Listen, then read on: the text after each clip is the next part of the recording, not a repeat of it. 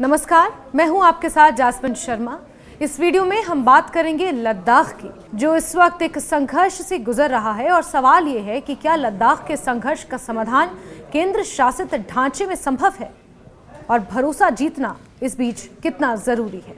लद्दाख में सामाजिक तनाव और हिंसक घटनाओं ने सुदूर और सामरिक रूप से अहम इस इलाके की शांति को गंभीर चुनौती दी है।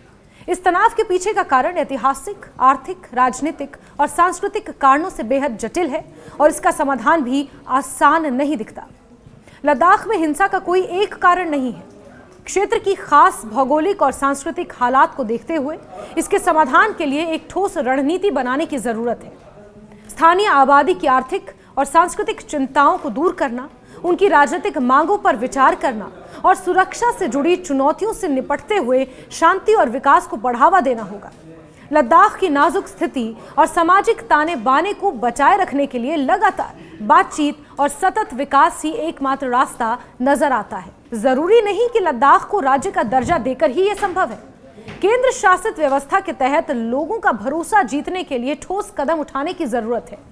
लेह और कारगिल की राजनीतिक और धार्मिक प्राथमिकताएं अलग अलग हैं, बहुत अलग हैं। राज्य का गठन इन मतभेदों को और गहरा कर सकता है। राज्य विधानसभा एकता के बजाय ध्रुवीकरण का केंद्र बन सकता है। लद्दाख के लोगों की चिंता और मौजूदा हिंसा के कारण क्या है वो भी आपको बताते हैं। लद्दाख को जम्मू कश्मीर से अलग करके एक अलग केंद्र शासित प्रदेश बनाए जाने के बाद यहां एक शक्तिशाली राजनीतिक आंदोलन चल रहा है। लद्दाख की छठी अनुसूची यानी कि 6th शेड्यूल की मांग इसके केंद्र में है। स्थानीय लोगों का तर्क है कि बिना विधानसभा और छठी अनुसूची के प्रावधानों के उन्हें भूमि, नौकरियों और संस्कृति पर पर्याप्त स्वायत्तता नहीं मिल पा रही है। इस मांग को लेकर हुए प्रदर्शन कई बार तनाव का कारण भी बने हैं। स्थानीय लोगों का मानना है कि सरकारी नौकरियों और अन्य आर्थिक अवसरों में उन्हें पर्याप्त प्रतिनिधित्व नहीं मिल रहा है। कुछ तत्कालिक घटनाओं ने भी हिंसा की चिंगारी सुलगाने का काम किया है। समृद्धि राज्य के दर्जे पर निर्भर नहीं है। ये सभी केंद्र शासित प्रदेश ढांचे के तहत संवैधानिक सुरक्षा के साथ भी संभव है। लद्दाख को केंद्र शासित प्रदेश बनाए जाने के बाद से ही राज्य का दर्जा दिए जाने की मांग कुछ हलकों से उठती रही है। हाल ही के दिनों में ये मांग और तेज हुई है, जिसके पीछे कुछ नेताओं और कुछ संगठनों की सक्रियता रही है। लेकिन क्या वाकई लद्दाख के लिए राज्य का दर्जा एक व्यवहारिक और सुरक्षित विकल्प है? तमाम पहलुओं पर गौर करने पर स्पष्ट होता है कि लद्दाख का भविष्य राज्य के दर्जे में नहीं बल्कि केंद्र शासित प्रदेश के रूप में मजबूती और छठी अनुसूची जैसी संवैधानिक सुरक्षा में है। लद्दाख का विशाल क्षेत्रफल और केवल 3 लाख की आबादी राज्य बनने की राह में पहली बड़ी बाधा है। इतनी कम जनसंख्या के लिए विधानसभा का गठन असंगत और आर्थिक रूप से भारी होगा। अगर हम तुलना करें तो पुडुचेरी जैसे छोटे केंद्र शासित प्रदेश में 12 लाख से अधिक लोगों के लिए 30 विधायक हैं। महज 3 लाख की आबादी वाले लद्दाख में विधायकों की संख्या निश्चित करना एक बड़ी चुनौती है। साथ ही इस पर आने वाला खर्च बेहद ज्यादा होगा, जो कहीं से तर्कसंगत नहीं लगता। सीधे केंद्र की शासन व्यवस्था सीमावर्ती इलाके में तुरंत निर्णय लेने में सहायक है। राज्य सरकार बनने से नौकरशाही की देरी और जटिलताएं बढ़ेंगी। केंद्र शासित प्रदेश के रूप में सीधी केंद्रीय शासन व्यवस्था ने लद्दाख में निर्णय लेने और विकास परियोजनाओं को लागू करने में मदद की है। एक राज्य सरकार की स्थापना नौकरशाही के स्तर को बढ़ाकर इस दक्षता में बाधा खड़ी कर सकती है। अभी लद्दाख को केंद्र सरकार से प्रति व्यक्ति जो वित्तीय सहायता मिलती है वो अधिकांश राज्यों की तुलना में कहीं अधिक है, जो इसके विकास के लिए बेहद जरूरी है, महत्वपूर्ण है। लद्दाख की समृद्धि राज्य का दर्जा पाने पर निर्भर नहीं है। इसके लिए जरूरत क्षेत्र विशिष्ट आर्थिक नीतियों, पर्यटन और अक्षय ऊर्जा को बढ़ावा देने और स्थानीय लोगों के लिए नौकरियों में कठोर आरक्षण की है। ये सभी लक्ष्य वर्तमान केंद्र शासित प्रदेश के ढांचे के भीतर ही प्राप्त किए जा सकते हैं।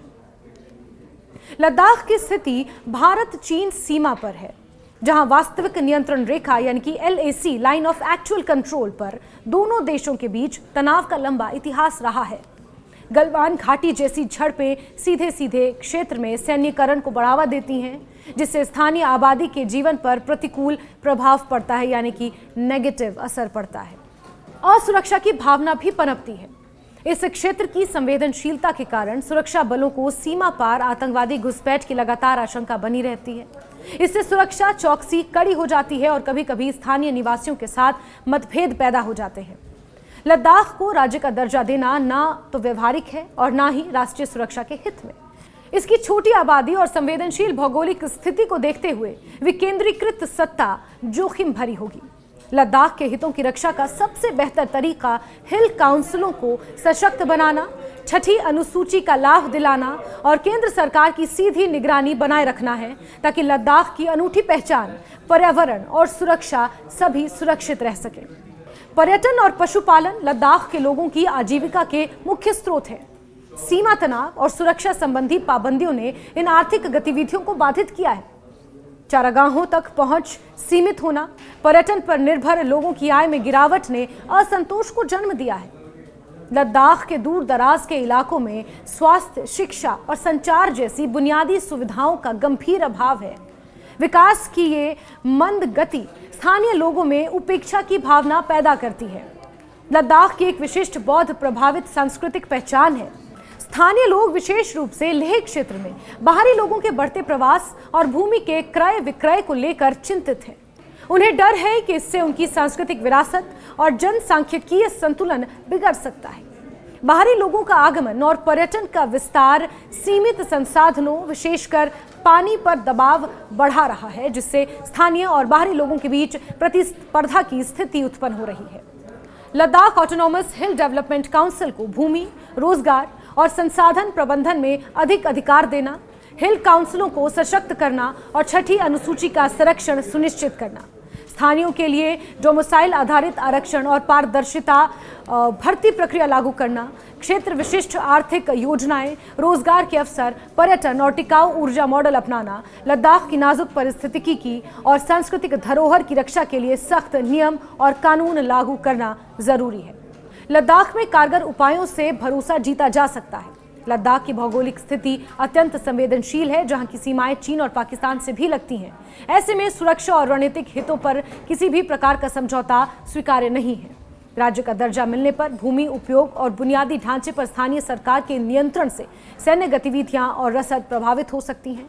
लेह और कारगिल क्षेत्रों की सामाजिक राजनीतिक प्राथमिकताएं अलग अलग हैं। एक राज्य सरकार इन मतभेदों को और गहरा कर सकती है, जहां विधानसभा एकता के स्थान पर ध्रुवीकरण का केंद्र बन सकती है। लद्दाख की लगभग 97% आबादी अनुसूचित जनजाति से संबंधित है।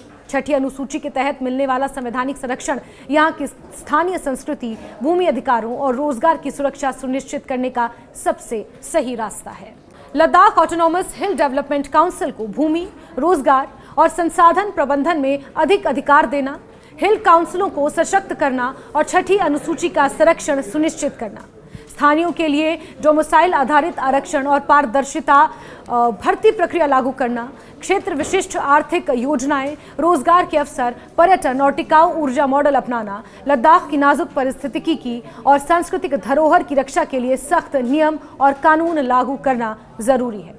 लद्दाख में कारगर उपायों से भरोसा जीता जा सकता है। लद्दाख की भौगोलिक स्थिति अत्यंत संवेदनशील है, जहां की सीमाएं चीन और पाकिस्तान से भी लगती हैं।